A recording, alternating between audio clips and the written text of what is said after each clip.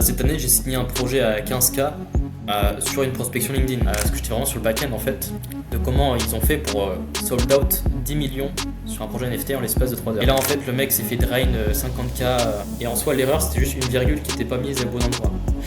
Ça c'est marqué. Parce que quand t'as 100 mecs qui se lancent tous les jours et qui se disent ouais, je vais créer du contenu, je vais vendre des posts, je vais devenir ambassadeur sur le marché international, il y a beaucoup de concurrence. Donc la deuxième chose, c'est apprendre à se démarquer.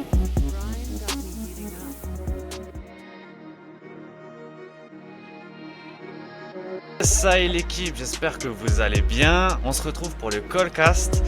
On a un invité d'exception, mais avant tout, on va dire le numéro de l'épisode, c'est le numéro 4 pour éviter de l'oublier. Et je vais saluer mon compère Guess avant toute chose. J'espère que tu vas bien. On a un petit souci de micro pour le moment, ça va se régler pendant le podcast. Comment ça va, Guess? Ça va bien, pas de micro, pas de caméra tout de suite, j'arrive tout de suite, je vais remettre tout ça. Ouais, Salut Bastien. c'est. Salut Salut. Bastien, donc du coup notre invité c'est Bastien Web3, quelqu'un qui a une certaine expérience dans le Web3 justement, qui a pas mal de business à côté, qui est un expert Twitter. Moi je l'ai rencontré, pas personnellement, mais en gros il m'a fait quelques retours pour m'aider dans mon parcours de KOL et surtout sur Twitter, spécifiquement sur Twitter, la croissance et étendre ma niche. Je vais te laisser te présenter rapidement quelques mots. Qui es-tu? Qu'est-ce que tu fais? Et voilà, et on continuera après avec l'anecdote. Très bien, écoute, merci beaucoup pour l'invitation, ça me fait extrêmement plaisir, parce que c'est vrai que le Web3 c'est sûrement l'industrie qui me tient la plus à cœur. C'est vrai qu'en ce moment je suis beaucoup dans le Web2, mais j'oublie pas le Web3, j'ai encore des activités dedans, je fais encore de l'argent grâce au Web3. Le plus gros de mon patrimoine c'est dans la crypto. Je vais me présenter juste après, donc je m'appelle Bastien, j'ai 22 ans, je viens d'avoir 22 ans.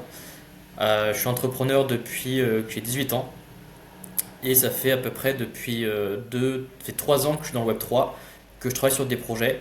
Et en l'espace de 3 ans, j'ai travaillé sur presque 50 projets, donc des startups qui ont levé des fonds, des projets aux US. J'ai touché pas mal au memecoin, projets NFT, au play to earn, à des protocoles.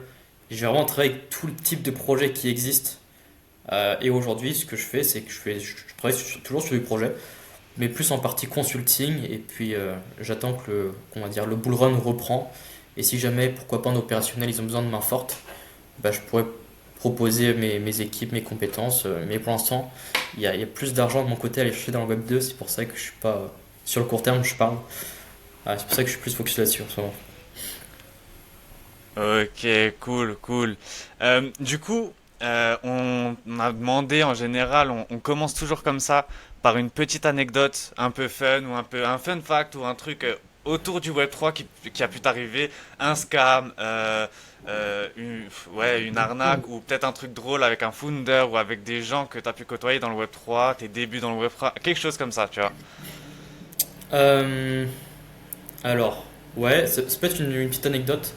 Je sais que je démarrais dans le Web3 en étant modérateur. Parce que forcément, je jouais beaucoup aux jeux vidéo avant. Donc j'avais une très bonne expérience sur Discord. Ce qui fait que dès que je suis rentré dans le Web3, en fait, j'ai directement travaillé sur des projets. Et en fait, dès le premier mois où j'ai commencé à investir en crypto, 15 jours après, j'étais déjà en train de travailler sur des projets, quoi. Donc j'avais vraiment une appétence entrepreneuriale, d'évocation, où en fait, je veux faire bouger les choses. J'ai pas envie d'être un simple holder qui est passif, mais plus j'ai envie de prendre les choses en main, de prendre des responsabilités. Donc j'ai été repéré par des projets, et puis quelques mois après, j'ai travaillé sur un projet NFT, un deuxième, un troisième, etc. Et à peu près sur le quatrième ou cinquième projet NFT auquel je travaillais, c'était un projet, je vais pas dire de nom ou quoi que ce soit, parce que j'ai pas envie que ça. Bref, qu'il y a T'as raison, y a pas de spéculations souci. là-dessus ou quoi que ce soit. C'est un projet qui était mené par un très gros youtubeur en France. C'est un projet NFT qui a fait le tour de toute la sphère française. Et franchement, le prix du mint était à 1 200 euros. Il y avait 8000 NFT. Et en fait, ils étaient tellement bons au marketing que le projet a sold out en l'espace de 3 heures et ils ont fait 10 millions quoi. Donc c'était vraiment énorme. C'est un peu toutes Ok. les histoires qu'on entend. Ah, ce mec a fait des millions, etc. Moi, je peux dire que oui, j'ai travaillé sur un projet et je vois comment ça se passe. Parce que j'étais vraiment sur le back-end en fait, de comment ils ont fait pour sold out 10 millions sur un projet NFT en l'espace de 3 heures. C'est vraiment hallucinant. Mais du coup, toi, dans ce projet NFT, t'étais vraiment en tant que modérateur ou tu faisais un peu plus d'opérationnel, un peu plus de choses? Parce que tu as dit que tu commençais en tant que modérateur, mais là, sur ce projet, c'était le quatrième, cinquième, tu m'as dit. Euh, tu, tu- comment dire, tu faisais quoi concrètement pour le projet, entre guillemets? À ça date d'il y a 3 ans, mais ouais, c'était quand même dans mes débuts. En gros, j'étais modérateur, et c'est quand même très bien payé, hein. J'ai pris plus d'un SMIC juste pour pour être modérateur un mois. Ouais, Donc quand t'as c'est pas mal. 18-19 ans, bah franchement t'es très content quoi de prendre 2-3 cas comme ça juste pour avoir fait de la modération. Et ouais, ce que je faisais, c'est que je gérais aussi l'aspect communautaire. Donc attends, faut que je me replonge dedans. J'étais hyper actif sur le Discord, j'interagissais avec les membres, je faisais en sorte de les activer.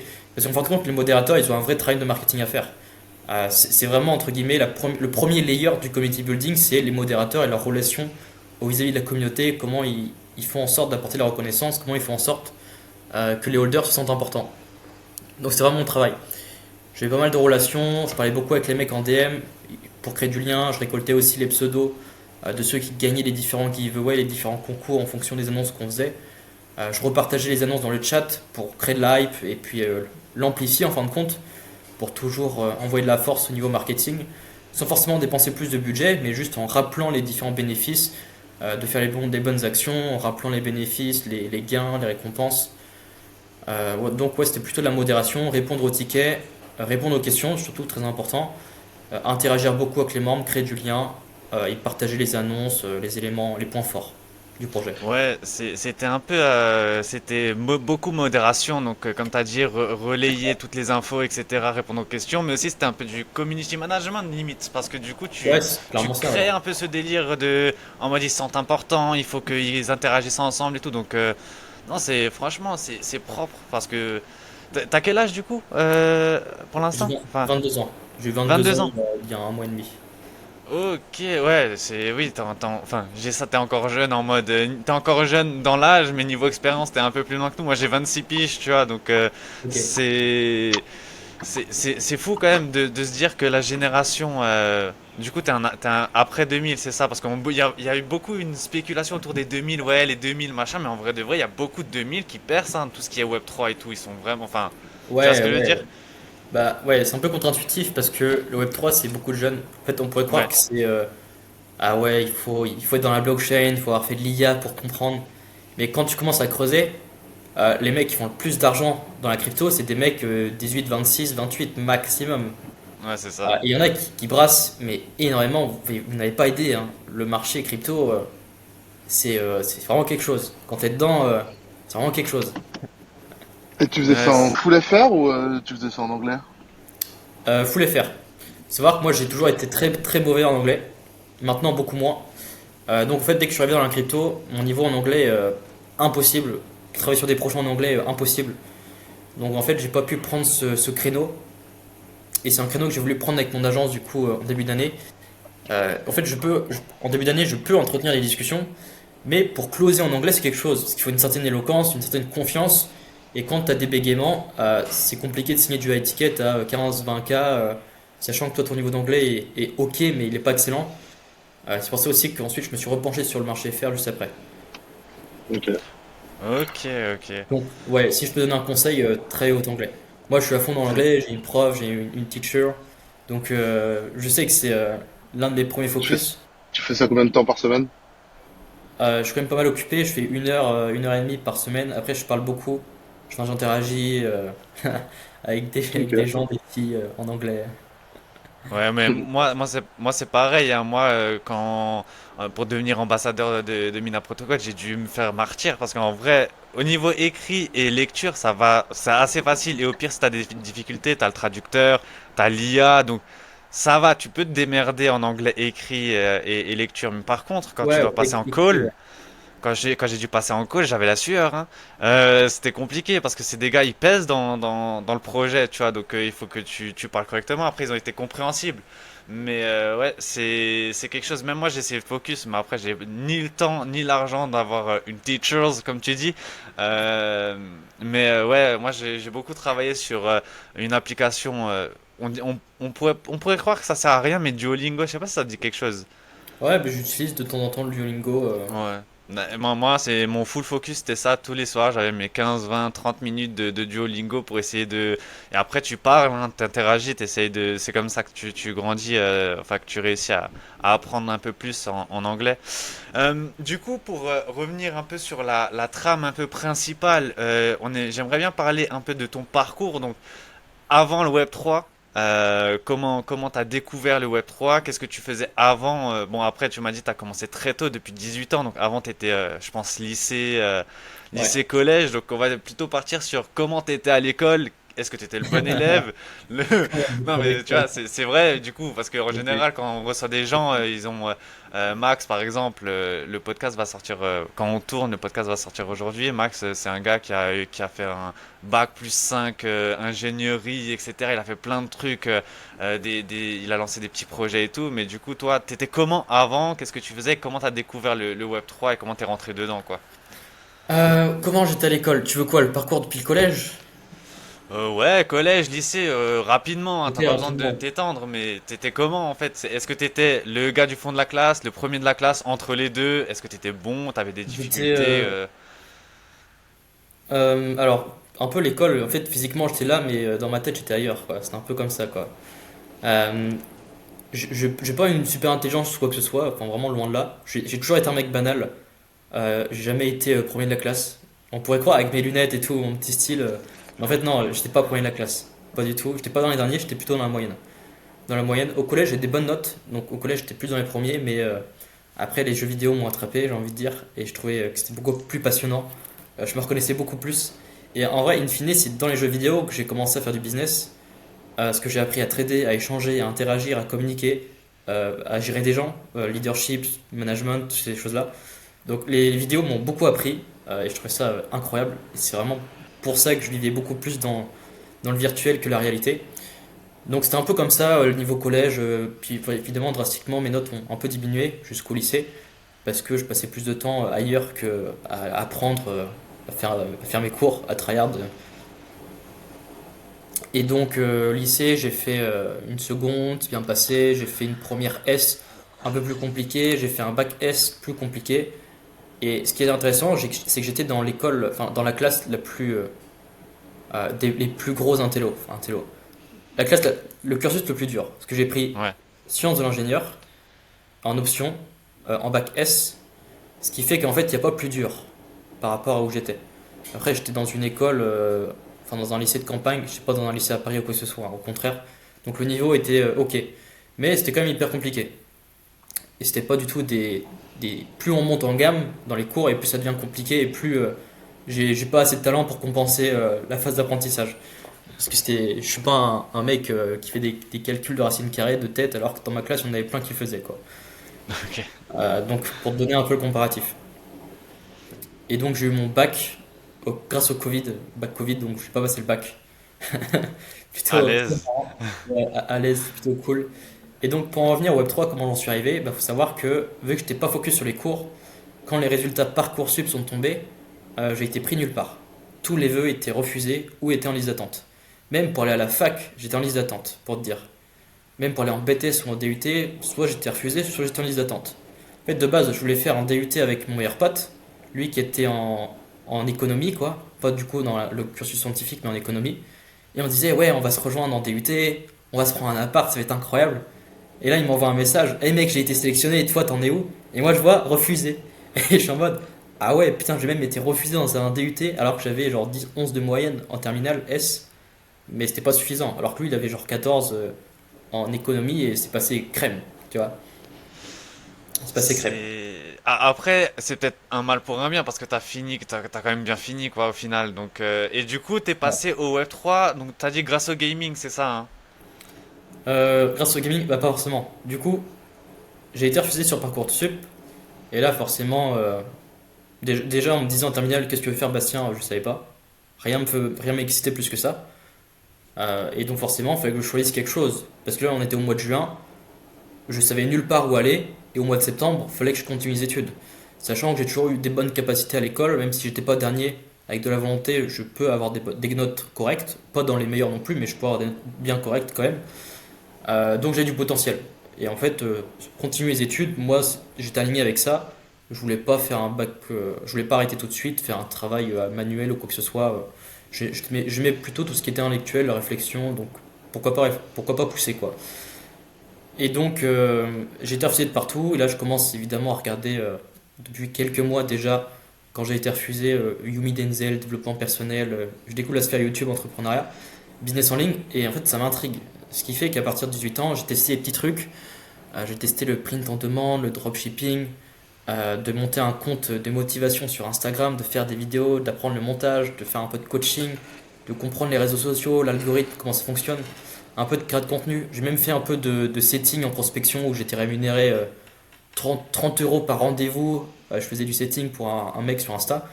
Et à un moment, il me dit putain, Bastien, sur un lead que t'as ramené, j'ai signé 2000 euros grâce à toi. Tiens, je te paye 50 euros au lieu de 30 euros quoi. Et j'étais vraiment, Waouh! et j'étais vraiment trop refait. Donc ouais, j'ai commencé avec des petites missions comme ça. Et puis au bout d'un moment, forcément, tu te fais la main, tu commences à avoir des compétences, tu lis des livres, tu te formes. Et après, tu commences à avoir une petite appétence pour tout ce qui est marketing, même si je suis pas le meilleur, loin de là. J'ai des petites bases, quoi. Je suis débrouillard, je suis un mec, je fonce, je suis un peu un bourrin dans ce que je fais. Et donc forcément, quand je me suis manifesté et j'ai dit, bah ok, moi j'ai envie de pousser, quelle tâche t'as à m'offrir pour travailler dans des projets? Bah on m'a directement donné des trucs. C'est comme ça que j'ai commencé. Ok. On a Guess qui est arrivé! Excellent. Hey.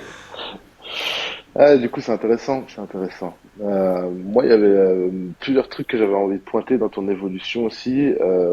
J'ai regardé la petite vidéo que tu m'as envoyée là, et du coup, je connaissais pas cette personne avec qui tu parles, mais j'ai eu l'impression de comprendre que tu avais pris genre un genre de coaching avec lui ou un truc comme ça. Je voulais savoir à quel point ça t'avait fait passer un step, à quel point ça avait été important pour toi et tout de faire Ouais, ça, tout en sachant que on y reviendra après, mais ta façon d'aborder les projets, elle est bien différente de ce qu'on nous a appris chez Token Titan, parce que toi, du coup, tu vas vraiment chercher les projets à la mano, ou du coup, tu les prospectes un petit peu, du oui. moins quand tu as commencé, en tout cas, tu vois. Tu les as pas laissés venir, t'as pas fait le... Nous, chez Bah Token même, Titan, on nous a appris à...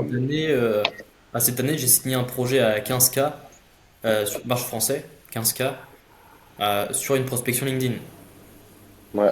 Ouais, on y reviendra aussi à LinkedIn, mais du coup, je vais parler de ce coaching là, c'est intéressant, c'est intéressant. Ouais, je peux en parler. Donc Vas-y, évidemment, vas-y. en gros, pour reprendre la suite de l'histoire, j'ai commencé des petits trucs, etc. J'ai été finalement accepté dans un BTS de comptabilité. Mais pendant ces 2 ans de comptabilité, forcément, j'avais qu'une seule idée en tête, c'était tryhard, devenir libre, monter un business et puis faire le travail dont j'ai envie. Parce que moi, je voulais pas un travail répétitif. J'ai toujours voulu créer mon propre métier, un truc qui me plaît, où je mets mes propres règles. Donc un peu l'attitude rebelle, ce qui fait que j'ai fini entrepreneur par défaut, parce que c'était l'un des seuls trucs avec lesquels j'étais aligné. Et je me rappelle quand j'étais étudiant, je me disais, ouais, je vais devenir entrepreneur. Et j'étais tellement content en fait. Même si ça devait prendre 10 ans, franchement, j'aurais tryhard pendant 10 ans parce que j'adorais tellement le process, et j'adore toujours le process autant.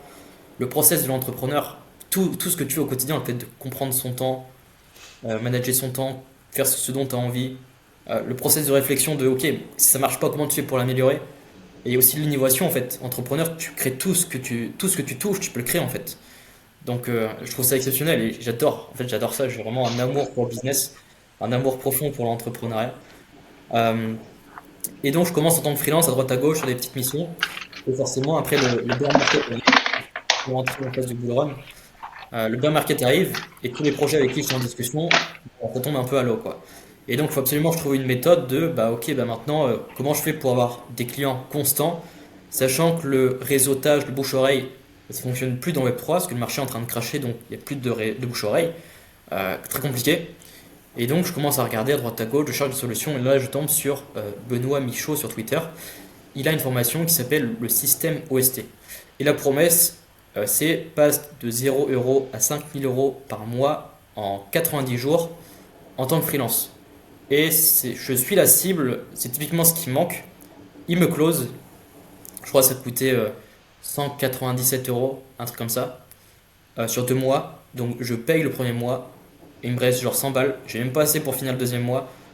Donc il faut absolument que je fasse genre du cash pour en fait payer la deuxième mensualité, payer mon loyer, payer ma bouffe quoi. Parce que forcément, quand je dis à mes parents, bah, papa, maman, j'arrête les études, je veux être entrepreneur, ils me disent, ah ouais, bah vas-y, on te regarde. Donc le mois prochain, on ne paye plus rien et tu te démerdes, quoi. On ouvre ton auto-entreprise et tu te démerdes. Et c'est typiquement ce qui s'est passé. J'ai tout fait pour me démerder. Et j'ai pris la formation. Ça a plutôt bien marché.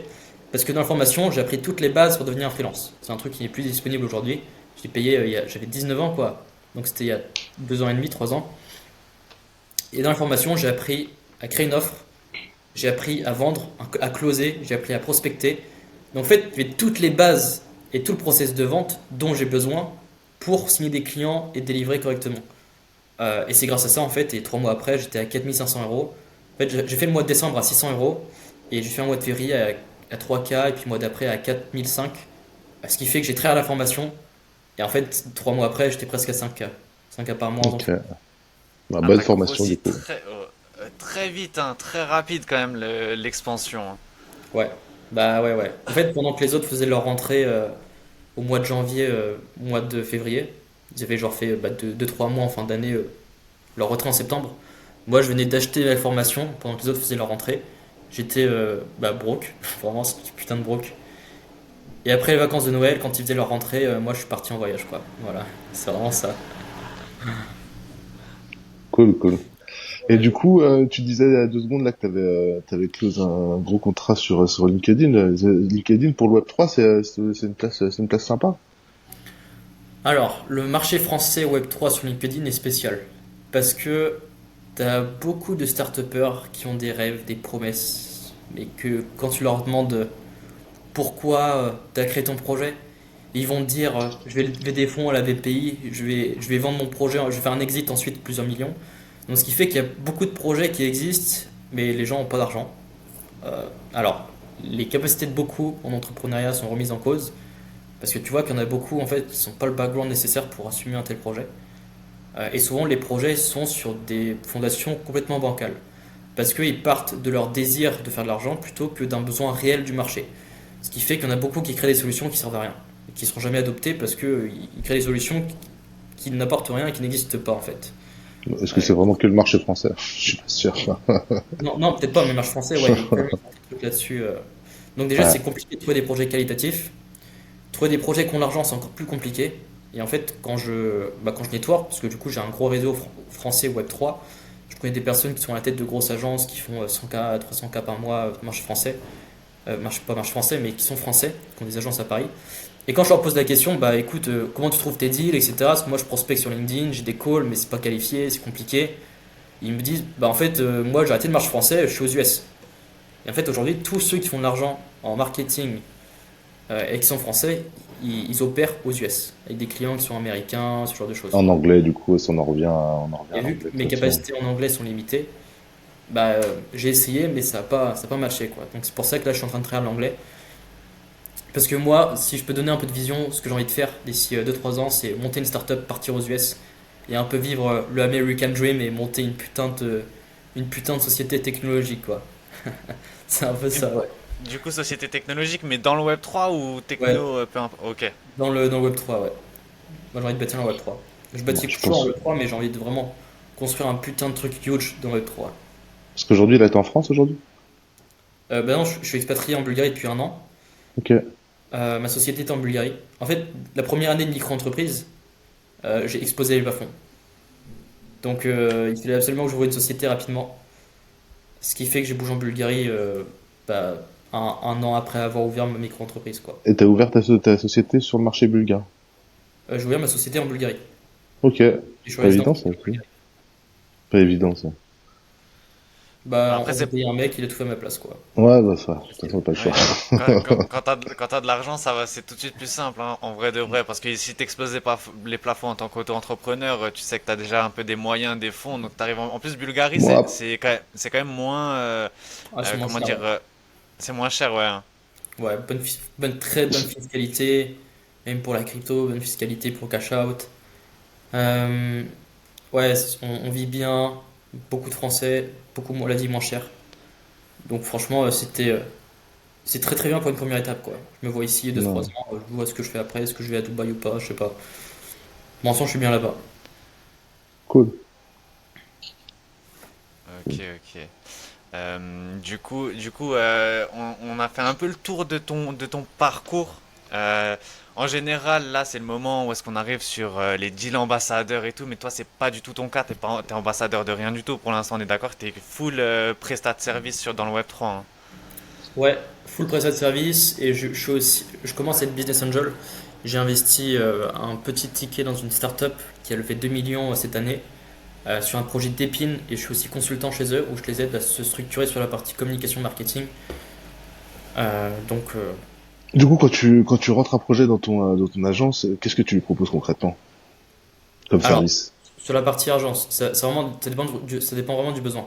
Là par exemple sur la startup où j'investis en private equity, j'ai des parts d'entreprise. C'est pas un client de l'agence, c'est juste un, c'est bah, en fait je suis actionnaire de la boîte donc je propose mes compétences pour la faire croître et sortir plus tard un bon prix, très bon prix avec un bon multiplicateur. Mais sinon pour en revenir à l'agence, quels sont mes prestats? Bah, en soi c'est un peu la même chose en fait. En marketing web 3 c'est toujours la même chose. C'est beaucoup de communication.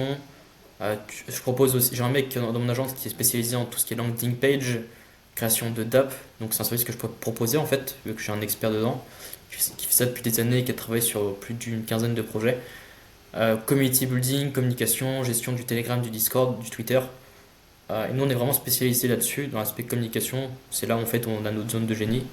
Après, tu vas retrouver aussi d'autres agences qui proposent beaucoup de marketing d'influence, qui proposent articles de presse, donc tout ce qui est. J'ai plus le titre. J'ai pas vu le nom, je sais plus du tout. Articles de presse, les articles, sponsoring, ce genre de choses.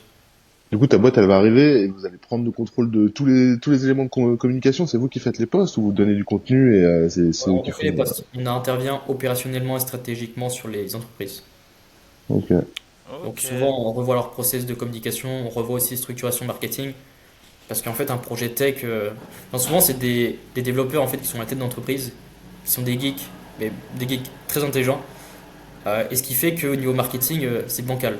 Ils n'arrivent pas à vendre leur projet complètement. Et quand tu leur dis, bah ok, ton projet, qu'est-ce qu'il fait?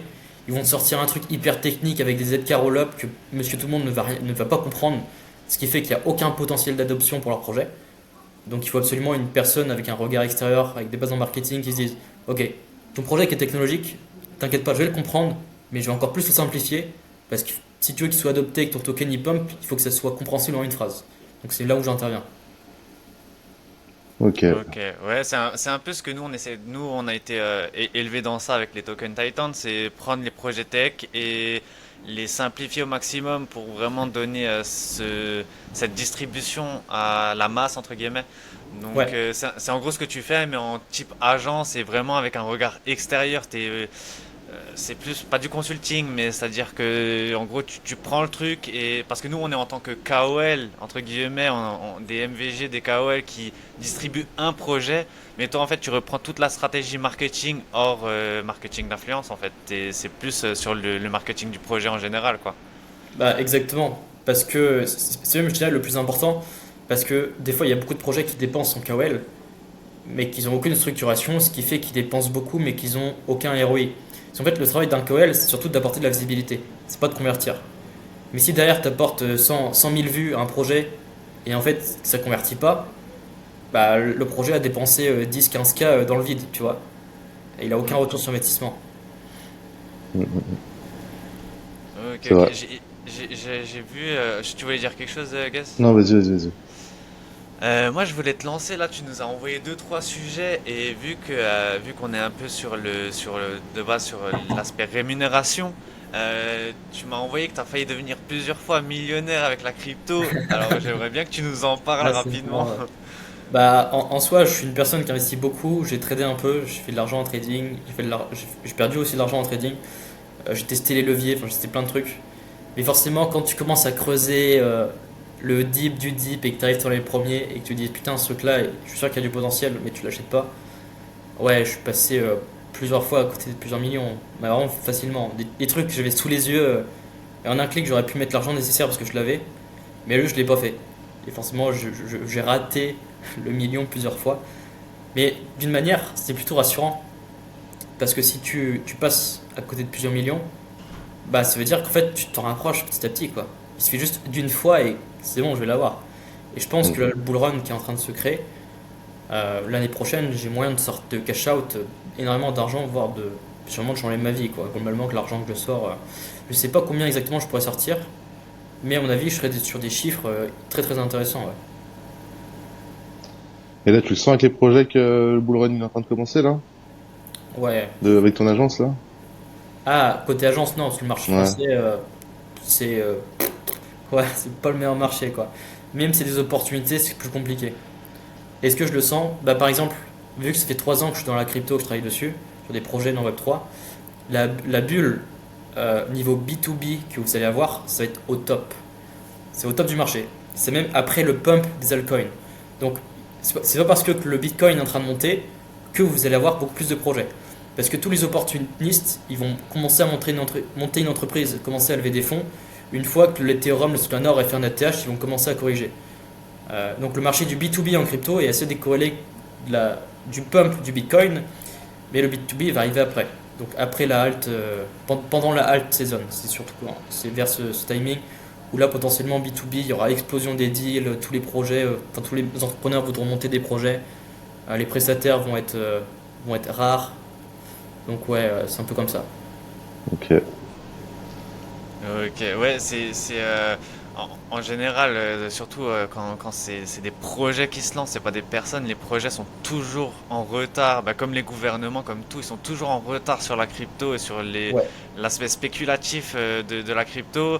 La plupart, on va là d'ici quelques mois, 2, 3 mois, on va entendre BFM dire attention, la crypto c'est stylé, machin. Et Ouais. c'est à ce moment-là où on va se dire bon les gars, faut faire attention parce que sinon ça va être la merde après quoi. Et c'est là où justement les entreprises ils vont voir BFM, ils vont se dire ok c'est peut-être le moment de lancer un projet crypto. Et après tout dépend comment ça se passe. Mais après je pense que dans le futur petit à petit ça va se stabiliser dans le sens où les cryptos seront beaucoup moins volatiles parce qu'il y aura beaucoup plus d'adoption. Possible, Euh, ouais, possible. Mais les mais altcoins je ont trouvé pense la volatilité, c'est sûr. oui, après, je pense sincèrement que avec l'adoption qui va arriver, il y aura toujours de la volatilité sur les cryptos parce que c'est un marché ouvert 24/24. Mais plus il y aura de gens, plus il y aura de gens qui vont détenir des cryptos, donc forcément il y aura plus de. Je pense que c'est le dernier bull run qui va vraiment faire pumper énormément les cryptos. Et encore, ce sera pas comme le bull run de 2021, quoi. Mais Bon, on est loin de la masse adoption encore, hein. On est très très loin. Ouais, On est franchement, très très loin quand tu prends un pourcentage de personnes qui sont dans ce monde-là. Mais tu sais, nous on est nés dedans toute la journée. Mais 95% des gens que tu croises dans la rue, ils ont pas la moindre idée de ce que ça veut dire, quoi. ouais, non, On non, est, mais hyper loin de l'adoption, hein. hyper Exactement. biaisé parce que en fait, nous on est tellement baigné dedans qu'on a l'impression que c'est évident que là il y a le boudin qui arrive, qu'il y a des sous qui va avoir à se faire et tout. Mais les gens ils sont loin, ils sont loin, ils sont loin, ils sont loin. après, tu dis ça, mais moi, tout bête, hein, mais maintenant, bon, encore une fois, je le redis, je l'ai dit sur Twitter, mais en dehors de toute considération politique, il y a Trump qui est sorti. Trump, d'après ce qu'il a dit, d'après son discours politique, il est très pro-crypto, après avoir ce qu'il fait. Mais si lui, il est très pro-crypto, que les US commencent à devenir pro-crypto en généralité, ben, ça va impacter tout le marché mondial, en fait. Donc forcément, Ah ça ouais, va. mais ils sont pour le coup, les US ils sont un petit peu à part parce qu'ils sont déjà bien plus avancés que tout le reste du monde là-dedans. Mais de manière générale, tu sais, c'est pas le monde, quoi. Tu vois, c'est pas là où il y a toute la liquidité mondiale, quoi. Il y a une capacité, une possibilité d'entrée de liquidité dans ce marché qui donne le vertige en vrai, hein. Qui donne le vertige. Ouais, je suis Euh, ouais, tu voulais rajouter quelque chose, Gus? Non, vas-y. Et du coup, ben, pour rester dans cette lignée, ben là, il y en a beaucoup qui disent que c'est le bull run des meme coins, des shitcoins. Et encore une fois, tu m'as lancé sur une anecdote que tu as monté un projet meme coin et que tu l'as vendu avec ta team, mais tu as raté 100K chacun 24 heures après. Parce Ouais, qu'il a fait 10M de market cap avec un CTO. ouais, bah je peux raconter un peu l'histoire, ouais, pourquoi pas. Faut savoir avec des potes, j'ai lancé quelques meme coins, juste vraiment pour tester, quoi. Donc, tester le marché, voir comment ça se passe, est-ce qu'il y a un potentiel ou pas du tout, quoi. Et franchement, c'était un peu dans les débuts, donc on savait pas comment ça marchait. On était en train de découvrir Pump Fun, comment ça marche. On commence à lancer un projet, et là ça monte, puis on se dit ok, quand est-ce qu'on prend les profits? Parce que on est quand même éthique dans ce qu'on fait. On n'est pas là pour scam, pas du tout, c'est pas le but et je déteste ça. On n'est pas là pour rug non plus. Donc l'idée c'est de prendre des profits quand ça monte un petit peu d'investir en marketing, et c'est ce qu'on fait en fait. Ça commence à monter, 30K de market cap, 50K, et là en l'espace de 5 minutes, non, en plus en l'espace de 10-15 minutes, on arrive à 50K de market cap. On se dit putain, ouais ça monte, qu'est-ce qu'on fait? Et habituellement ça corrigeait après. Donc on se dit bah ok, on commence à prendre des profits et puis après on voit ce qui se passe. Là ça corrige un peu, on voit que l'activité diminue. Donc on se dit bah ok, vous savez quoi, on cash out. Donc on vend tous, toute l'équipe vend, mais on continue de gérer le Telegram parce que voilà, on n'a pas envie de scam. Si la communauté veut reprendre le projet, bon, on leur donne le projet. Parce qu'on n'est pas là en mode on pourrit le projet. Ce sont les mêmes coins, c'est communautaire de A à Z. Donc soit les fondeurs, souvent les fondeurs sont même holders en fait. Donc est-ce qu'en fait il y a réellement des fondateurs dans un projet ou est-ce que tout le monde n'est pas holder et juste des holders qui prennent plus d'initiatives que d'autres? Donc c'est aussi la question qu'on se pose quoi. Et je pense que c'est une bonne réflexion parce que sur des mêmes coins, pour moi les holders ont autant de responsabilités que les fondeurs et c'est ce qui fait vivre un projet. Il faut que les holders prennent des responsabilités, prennent des actions et fassent avancer les choses. Sinon en fait le projet ne va pas avancer. Et donc c'est ce qui s'est passé. Il y a des mecs qui sont manifestés, on leur a donné le Telegram. Non, ils ont recréé un Telegram. Du coup, on leur a donné les permissions, ils ont rebougé toute la communauté sur le projet. Et après, on s'est reconnecté le lendemain. Et puis, on a vu le projet, on a vu qu'il avait explosé. Et qu'en fait, la team qui avait pris le token était beaucoup plus chaude que nous, faut l'avouer. Ils étaient plus fortes, ils avaient plus de process, plus de contacts. Donc, franchement, on a été content pour eux. Et quand on regarde par rapport au montant qu'on avait investi de base, ouais, on est passé à côté de sommes astronomiques, quoi. De 100 000 balles chacun en 24 heures. Vous avez pas gardé des Moonbuy Non, on n'a même pas. En fait, on aurait dû, mais juste qu'on était un peu inexpérimenté, on sait pas trop ce qu'on faisait. Et ouais, on aurait dû le faire en fait. Bon, c'est comme ça qu'on apprend. Ouais, c'est comme Exactement, ouais. ça dans tous les cas. Et par curiosité, est-ce que tu peux dire le nom du projet ou pas du tout? Ou t'as pas envie de Non, t'aventurer je ne dirais dessus? pas le nom du projet. Pourtant, Ok, c'est un projet qui a duré 2-3 semaines quand même. C'est pas un ok, projet qui est tombé le lendemain. ok, ok. Ok, ok. Tac. Et j'aimerais bien finir cette petite partie sur l'argent avec la petite anecdote du scam que tu nous avais, que tu m'as envoyé. Il y a un client à toi qui a perdu 50K à cause d'un scam, histoire de faire un peu de prévention aussi dans tout ça. Ouais, ça peut être hyper intéressant. Donc, c'est arrivé il y a, je sais pas, une semaine, peut-être 2-3 semaines. Ouais, une semaine et demie, on va dire, un truc comme ça. Donc il est en train de lancer sa marketplace, sa plateforme. Donc c'est vraiment de la technologie via du code, ce genre de choses. Il faut savoir que moi j'accompagne ce client sur la partie marketing, consulting, communication. Donc c'est juste du consulting. Et tout l'aspect technologique, sécurisé, bah, ça n'a jamais été mon expertise et c'est aux développeurs de s'en occuper. Donc c'était pas de ma responsabilité du tout, quoi. Donc je lui donne les process, je lui donne entre guillemets la trame de communication à suivre avec son community manager que je forme, je fais des appels pour qu'il puisse avoir un bon lancement. Donc c'est un projet où tu investis de l'argent pour créer des produits, puis ensuite ces produits tu les revends. Pour vraiment simplifier très facilement. Pour simplifier facilement. Donc il lance la marketplace. Pour créer les produits, il investe 50K dedans, dans la marketplace, pour qu'il puisse y avoir de l'offre. Parce que oui, une marketplace, il faut de l'offre à la demande. Donc il investit 50K pour créer de l'offre. Parce que forcément, s'il n'y a pas d'offre, comment il fait si on envoie le lien sur Twitter, Discord et qu'il y a de la demande, tu vois. Et donc en fait, il crée l'offre et là il y a entre guillemets un hic dans le code, je sais pas, je crois que c'est dans un blockchain ou dans un smart contract. Moi-même je sais pas, tu vois, j'ai pas creusé plus que ça. Et là en fait, le mec s'est fait drain 50K par un mec dont on ne sait pas l'existence. Et juste après, les fonds ont été blanchis par Tornado Cash. Ce qui fait que les 50K ne peuvent pas être retrouvés. Et donc forcément, mon client l'a mal pris, c'était compliqué. Surtout envers ses développeurs qui eux avaient la responsabilité. Mais ouais, le Web3, c'est vraiment le Far West. Donc quelle est la leçon qu'on peut tirer? C'est que c'est le Far West. Si vous montez des projets, il faut connaître le jeu où vous vous aventurez. Parce que le Web3, il n'y a pas de pitié. C'est vous qui créez votre propre règle. Votre propre règle. Même s'il y a des scams, ce genre de choses, il faut prendre conscience que souvent les scammers ils gagnent. C'est pas les autorités qui retrouvent les fonds. Dans le Web3, où vous faites scam, où vous faites rug, souvent c'est les scammers et les ruggers qui gagnent. Parce que c'est tellement simple de blanchir des fonds, de pas se faire trouver, même si tout est traçable. Il y a des techniques pour ne pas être tracé, enfin, il y a plein de trucs. Donc ouais, faites attention à vous. Et si vous Mm. montez des projets, euh, comprenez d'abord le game où vous vous aventurez avant de faire quoi que ce soit. Mais c'est aussi la responsabilité du gars qui a lancé le projet de se dire, ok, j'ai des devs, mais il faudrait peut-être engager un audit de sécurité extérieur, tu vois. Il y en avait Parce un. qu'il y en avait un. Ouais, il y en avait un, ouais. Et genre, il n'y a pas un truc en mode, vu que c'est un audit l'audit de sécurité, tu le payes pour justement qu'il fasse gaffe qu'il n'y ait pas de faille dans les smart contracts, dans le code, etc. Donc, il n'y a pas de truc en mode, wesh frère, je t'ai payé tant, au moins le rembourser, tu vois ce que je veux dire? Parce que du coup, c'est l'audit a été fait, mais il s'est fait quand même scam 50K le gars, tu vois. Ouais, bah après, je connais pas le deal. Je connais pas la garantie non plus du service, donc je saurais pas te répondre. Ouais. Mais ce qui est compliqué, c'est que c'est un développeur interne du projet. Donc en fait, le développeur, c'est le fondateur qui l'a recruté, tu vois. Et en soi, l'erreur, c'était juste une virgule qui n'était pas mise au bon endroit.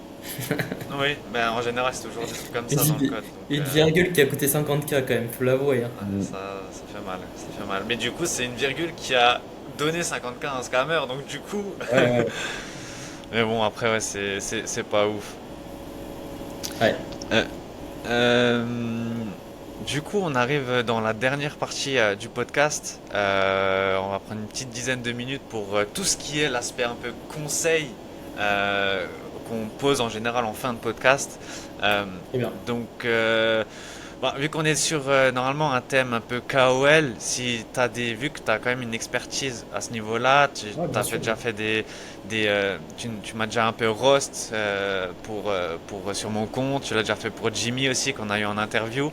Euh, quel conseil tu pourrais donner à ceux qui voudraient se lancer, mais en tant que créateur de contenu KOL sur une blockchain, sur une niche, pour justement essayer de décoller entre guillemets le plus rapidement possible, se faire une place dans le Web3?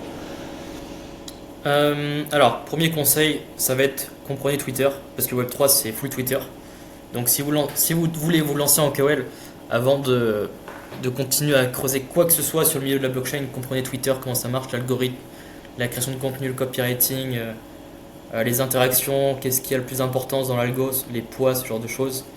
Comment créer une bonne bannière, créer une bonne bio, euh, créer des bons tweets, des bons threads, hyper important. Et c'est même la base en fait, parce que votre job, c'est pas de marketer des projets, c'est de créer du contenu. Donc devenez un excellent créateur de contenu à l'origine, quoi.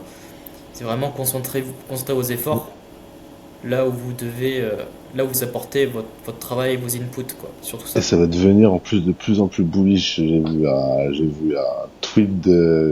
tweet d'Elon là, le lendemain de l'élection et qui dit vous êtes les médias. Ouais. Là, tu te dis ouais c'est dingue hein, ce qui est en train de se passer pour Twitter en tout cas. Là, ouais.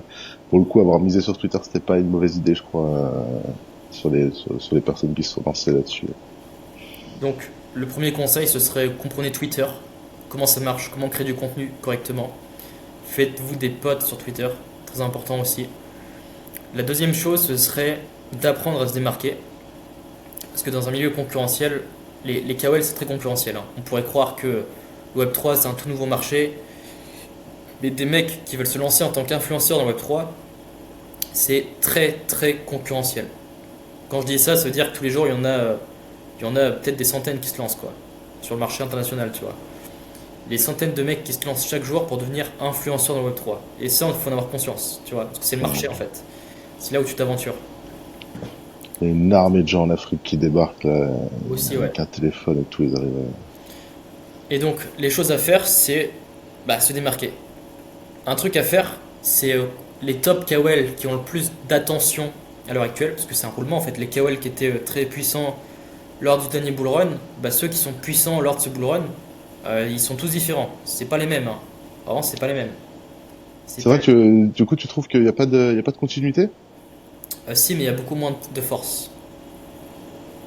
Le mec peut être top tier KOL il y a 3 ans, là il sera mid game, tu vois, il sera pas dans le top. Ok, Après, je ok. pense que c'est Et aussi, tout voilà. dépend comment il se renouvelle et comment, parce que tu peux Bien rester sûr. top tier, il faut juste se renouveler et trouver la nouvelle méta, entre guillemets. Exactement, c'est vraiment ça, ouais. C'est clairement ça, donc apprendre à se renouveler. C'est là où je voulais en venir, c'est apprendre à se renouveler. et ça passe par le fait d'apprendre à se démarquer. Parce que quand tu as 100 mecs qui se lancent tous les jours et qui se disent ouais, je vais créer du contenu, je vais vendre des posts, je vais devenir ambassadeur sur le marché international, bah, il y a beaucoup de concurrence. Donc la deuxième chose, c'est apprendre à se démarquer.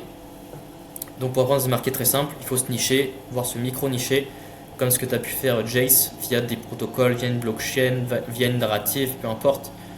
Il faut se nicher. Ce qui peut être intéressant, c'est ensuite de travailler son branding, donc créer son propre univers autour de ce blockchain, parce que c'est en créant ton propre univers que tu vas pouvoir amener les personnes dans ta frame, dans ton univers, qui vont pouvoir se reconnaître dans ce que tu dis, et puis participer à l'évolution de ton univers. Donc ce serait vraiment le deuxième conseil, ouais. Ok, c'est des bons conseils en tout cas. Apprendre à se démarquer. Ce qui n'est pas évident d'ailleurs. T'as dit que t'avais eu des mauvaises expériences, je te reviens 2 secondes, si on a 2 minutes, sur des comptes, qui ont été ban et tout, tu nous avais raconté ça en call la dernière fois, là. Ouais, Euh, bien sûr, ça, ouais. t'as vraiment pas d'idée de pourquoi est-ce que tu t'es fait ban, sérieux? Bah, pour donner le contexte, forcément, moi j'ai essayé de monter des comptes de KOL, si ce n'est juste pour le personal branding long terme que je voulais faire.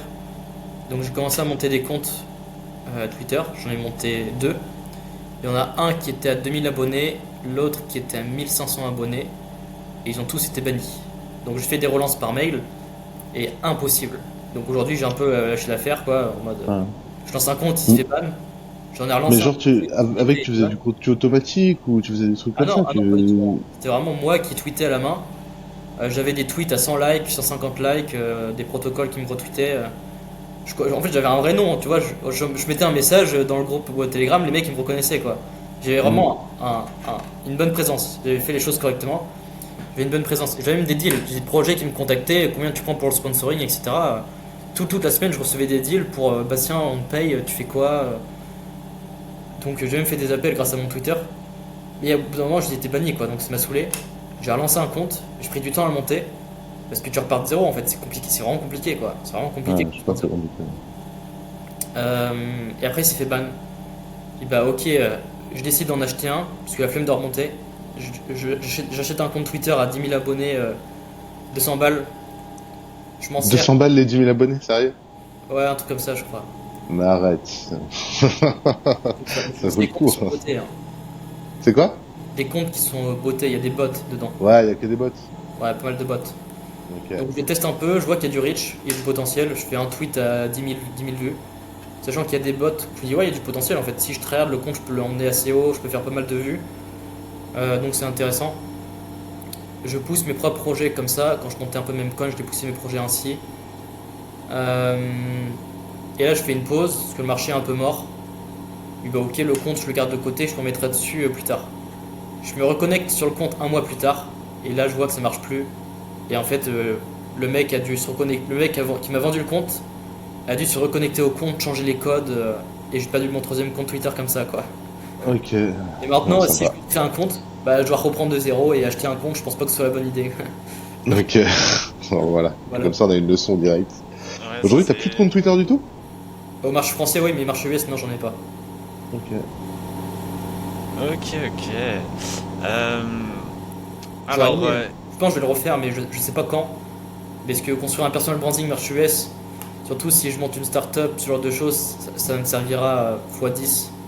Il faut Là, juste. c'est le bon moment pour le faire, en tout cas. Là. Ça va, de toute façon, il va y avoir un peu de l'attraction sur les comptes crypto pendant quelques mois, là. Ouais.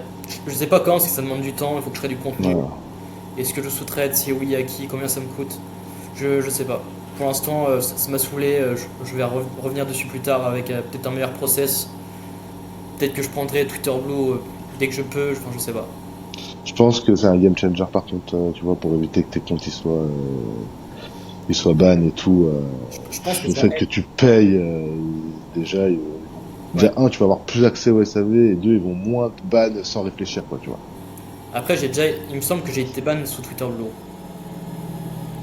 Ça ça serait intéressant de vérifier, parce que de tous les échanges que j'ai eu, la plupart des gens ils disent quand même, quand t'es blue, voire même premium plus, t'es quand même plus tranquille, quoi. Ouais, quand même, ouais. Mais en vrai, les comptes, ça faisait 2 ans que j'étais en train de le grind. J'ai été ban pour rien, hein. Vraiment, je Mm. publiais une fois par jour, voire 3 fois par semaine. mes tweets étaient soft. Après, je parle de crypto, quoi. Peut-être que c'est le fait de parler de crypto qui est un peu borderline.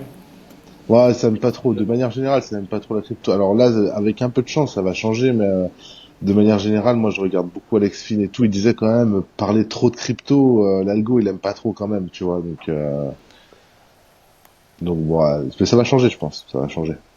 Après, Ouais. c'est pour ça, je pense qu'il faut faire un bon mix entre parler de projets, de crypto machin, et essayer de vraiment construire une identité, tu sais, parler un peu de soi, parler un peu d'autres choses, entre guillemets, genre, qui est pas vraiment corrélé à la crypto, ou beaucoup moins. Genre, je pense que déjà, ça peut connecter avec les gens, parce qu'ils se disent, c'est un vrai humain derrière, en fait. Il a aussi, tu vois, dans mon exemple, ouais, tu vois, tu m'avais troll un petit peu quand tu avais fait le roast, tu m'avais dit ouais c'est cool ton café noir, mais voilà tu vois, mais c'est un peu ce délire là de se dire ouais, ceux qui kiffent vraiment le café noir dans mon cas, ils se disent ok ouais, il y en a plus d'un dans la communauté des siders qui aiment bien retweeter, repartager le café parce qu'ils sont aussi addicts un peu à ce délire là, tu vois. Mm. Donc je pense que ça peut aider. Après je sais pas, Ouais, bien jamais sûr. vécu l'expérience de me faire ban comme ça en plus sous Twitter Blue, donc Ouais. Eh bien, si je peux donner un bon conseil pour des KOL, bah, KOL, c'est Key Opinion Leader, donc partagez vos propres opinions. Il y a beaucoup de KOL qui créent du contenu pour rien dire. Alors, ce qu'on attend d'un KOL, c'est qu'il ait des opinions un peu originales, et qu'il soit affirmé dans ce qu'il dit, et qu'il se différencie surtout par ça, quoi. Parce qu'il y a trop de KOL qui font des threads sur le meilleur protocole, blablabla. Alors qu'en fait, un KOL, c'est juste un leader d'opinion. Donc commence déjà à partager ta propre opinion avant de faire quoi que ce soit. ok. Ben, c'est un giga conseil, ça. C'est un Je giga pense que c'est conseil. la base d'un influenceur, quoi. Ouais, je pense que c'est le meilleur conseil qu'on peut te Influencer les donner. gens. Je pense que c'est le meilleur conseil qu'on peut te donner. Ça sera un des axes d'amélioration que je ferai. Mais après, c'est quelque chose que tu peux pas acquérir quand t'arrives, en fait. C'est quelque chose que tu développes avec le temps, en fait, parce que quand tu débarques dans Web3 pour devenir KOM, tu dois apprendre les codes du Web3, tu dois apprendre comment ça fonctionne. Et, euh, et du coup, parler du projet et parler de ce que fait le projet, c'est la solution de facilité. Et je pense que l'esprit critique, il vient un petit peu avec le temps, tu vois, quand t'as vu plusieurs projets, quand t'as vécu plusieurs fois la même situation, avec le temps tu te développes. C'est comme ça que tu deviens un bouquin, je pense, avec le temps. Tout ça. Ouais, bien sûr, le travail fait les choses, c'est sûr. Mhm. La consistance, le travail. On va passer sur deux petites questions, bon trois en gros, mais deux petites questions un peu plus rapides. Est-ce Ok. que tu as un canal d'information FR sur le Web3 ou pas du tout? On sait que c'est très compliqué. Donc est-ce que toi t'en as un FR vraiment que tu utilises ou que tu recommandes qui est vraiment bon? Alors, moi, je suis beaucoup sur Telegram. Sur Telegram, je regarde Infozition. En fait, j'ai pas trop de. Je suis pas un mec qui regarde les news tous les jours, hein. Moi, ce que je regarde, c'est surtout le cours du Bitcoin, comment il réagit, quoi. Et après, les infos, ils viennent à moi toutes seules, quoi. Ouais, Les infos viennent à moi, je regarde pas, ça vient tout seul. Je vais sur Twitter, je vois toutes les news du jour. Enfin, oui c'est vrai que premièrement. la meilleure source c'est Twitter, ça restera Twitter, hein, mais bon. Ça peut être des comptes, hein. Ça peut être des comptes qui t'envoient des infos stylées sur ces bails-là. Ouais. Non? Non, j'en ai pas tellement. J'ai Infozition. Je suis un peu Paul Crypto Formation sur son canal. Il donne des news de temps en temps. Par exemple, là, les Ouais, taux d'intérêt vont diminuer, tu vois. ouais, je te suivais Apple Crypto Ouais, Formation. j'en ai deux ou trois et je regarde de temps en temps. Mais Et sinon, Infozition, c'est quoi? bah, les news crypto, actualité, quoi. Ok, Telegram. je vais Ok. regarder ça. Et avant-dernière question, est-ce que tous les jours, il y a un outil indispensable que tu utilises au quotidien, que maintenant ceux qui nous regardent, ou même nous, hein, si on ne connaît pas, qui peut utiliser demain pour la productivité, la création de contenu, l'outil number one que tu conseillerais à tous d'avoir pour devenir KOL? Bah, Twitter. Oui, non mais, Ouais, c'est une réponse, hein. C'est une ouais, réponse. en vrai Ouais, de vrai, c'est une attends. réponse. Mais je sais que tu utilises, par exemple, tu utilises beaucoup Notion, tu vois, par exemple pour centraliser les infos, Ah, donc, tu ah vois, oui, bah oui, ce Notion, type ouais, de c'est délire, tu vois. la base. Mais en soi, est-ce que c'est la bonne chose de chercher tous les petits hacks à droite à gauche? Je suis pas sûr. De l'outil de productivité qui va te permettre de faire x10? Non, ce que tu as besoin de faire, c'est juste d'analyser ce qui marche sur Twitter et d'essayer d'apprendre tes erreurs. Globalement, t'as même pas besoin de Notion pour devenir un meilleur KOL. T'as juste besoin de Twitter et d'écrire, quoi. C'est tout. Ouais. Et pour l'algo de Twitter, tu suis qui pour suivre l'algo de Twitter et tout? Moi-même, je fais des tests. Ouais. Tu fais des tests? Ok. Ouais, je fais des tests. En soi, la création de contenu, c'est beaucoup d'A/B testing, hein. C'est pas. Ce que je fais, c'est que tous les dimanches, je fais un reporting sur, sur l'analyse de la semaine, quels sont mes top posts qui ont le mieux marché, pourquoi, quels sont les sujets derrière, quel est l'angle psychologique que j'ai abordé, pourquoi ça marche. Ok. Par exemple, je Ok. sais que si je me montre vulnérable, ah, ça marche bien, parce que les gens s'identifient plus facilement. Donc si je fais un tweet qui veut marcher un peu plus que les autres, ah bah, je vais sortir une anecdote où je me suis senti vulnérable. Je sais que ça va marcher, quoi. Ok. Ouais, C'est c'est vrai. intéressant. Ouais, jouer sur les émotions en fait, simplement. Jouer sur les émotions et quand c'est vulnérable, la peur, les trucs comme ça, c'est assez fort quoi. Ouais, enfin, moi, j'ai un process là-dessus, quoi. Donc faut A/B test, tester les trucs, voir pourquoi ça marche pas. Et c'est comme ça que vous allez devenir meilleur créateur de contenu. Après, Ok. Ok. Et du coup, the last question, la dernière. Est-ce que tu aurais quelqu'un à nous conseiller, un francophone, un KOL, un prestat de service, enfin un gars qui est un peu reconnu dans le Web3, un contact à toi qui pourrait être intéressant d'avoir dans le podcast? un contact intéressant. Ouais, je peux t'amener. Ah, je sais pas s'il aura le temps. Peut-être, ouais. J'ai deux personnes. J'ai de un fondateur de projet Ok. qui est intéressant, qui a levé des fonds et qui est en train de faire une seconde levée de fonds. Euh, Ouais. où justement je suis actionnaire dedans, dans la boîte, donc je connais bien. Et sinon, je dirais, bah, il y a Touareg qui peut être intéressant aussi, marché français. Ouais, Touareg, j'essaie de lui placer de temps en temps, mais pour l'instant, j'ai l'impression pas qu'il esquive un peu. Mais j'ai participé à son atelier mercredi, et depuis, j'ai pas trop de nouvelles. Enfin, en gros, j'étais un peu en intervenant dans son atelier de KOL et Brand. J'étais un intervenant, m'a pris un peu comme exemple pour essayer de me roast un petit peu, mais il a dit beaucoup de choses que tu m'as déjà dites, par exemple. Donc voilà, c'était intéressant, mais voilà. Et du coup, j'ai essayé de le ramener Touareg. Et du coup, pour le fondateur, du coup, ce serait cool d'avoir peut-être un fondateur. Ce serait ouf d'avoir un fondateur et de voir la vision d'un fondateur, la vision qu'il a des KOL et des ambassadeurs, des choses comme ça, tu vois. Ouais, il faudrait que je lui demande. Alors, c'est pas sûr que ce sera oui, parce que là, il est en train d'ouvrir une filiale en Inde. Donc, on est vraiment sur le niveau du dessus, hein. C'est pas KOL Twitter, c'est le mec qui est en train de lever une somme à 9 chiffres pour sa startup. Donc, Bah, si tu y arrives, ce serait incroyable. Et puis après, sinon, on a quand même des petits noms encore en liste. Il y a pas de souci. Il y a pas de souci sur ça. Mais ouais, je serais intéressé, ce serait intéressant d'arriver à l'avoir, même si c'est dans 2, 3 mois ou quand il aura plus de temps, parce qu'on a de toute façon une petite liste déjà. C'est toujours bien d'avoir des nouveaux contacts et des nouvelles personnes peut-être à interroger sur le Callcast. cool, parfait. Du coup, je vais commencer sur le mot de la fin. Donc, c'était super intéressant et c'est intéressant de voir aussi un gars qui est en prestat de service, full prestat de service, parce qu'on a commencé avec deux KOL, un troisième créateur de contenu qui est Fifi. Et quand le podcast sortira, le podcast sera déjà sorti pour Fifi, donc je peux le dire. Ça, c'est intéressant de voir vraiment un gars qui aide à lever des fonds, aide à toute la partie marketing, mais autre que marketing d'influence. Là, c'est marketing du projet, la communication, etc. C'était vraiment intéressant. Tu as apporté beaucoup de Ouais. valeur. Personnellement, j'ai kiffé. Merci à toi. Je vais laisser Guess et toi finir sur le mot de la fin. Ouais, ouais, bah, en tout cas, merci Bastien. Moi, j'ai été agréablement surpris. Tu nous as filé vraiment plein de bonnes infos là pendant ce Super. truc-là. Ça se voit que ça fait déjà un petit moment que tu traînes dans l'écosystème, tu vois. Et on sent que t'as déjà un peu roulé ta bosse. Je sais que ça va servir à tous les gens qui vont écouter. Donc ça c'est cool. Et puis bah écoute, je vais continuer de suivre un peu ce que tu fais. J'étais vraiment content de pouvoir échanger avec toi. C'était vraiment stylé. Bah, merci bien. Rejoignez-moi sur Twitter ou sur mon canal Telegram. Ouais, on Euh, va mettre ça en description. De toute façon, on mettra ça en description quand le podcast sortira. Il n'y a pas de Super. souci. Allez les gars, merci à vous. Merci. Merci On met bien. fin au Merci à vous podcast. pour Ciao, l'invitation. ciao les gars. Ciao. Salut.